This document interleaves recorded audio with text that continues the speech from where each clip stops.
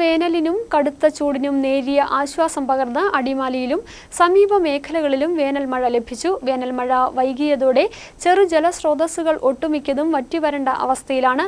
കാർഷിക മേഖലയും വരൾച്ചാ ഭീഷണി നേരിടുന്നുണ്ട്. വരും ദിവസങ്ങളിൽ കൂടുതൽ വേനൽ മഴ ലഭിക്കുമെന്ന പ്രതീക്ഷയിലാണ് കർഷകർ.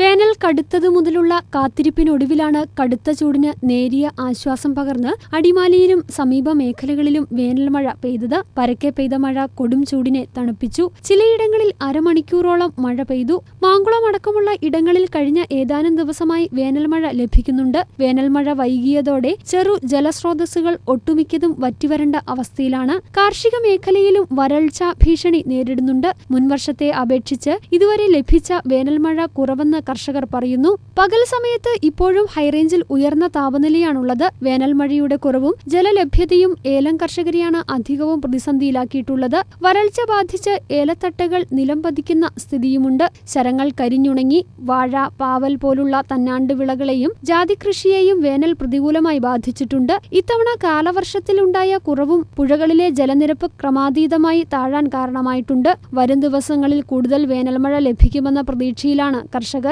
News bureau, Adimali.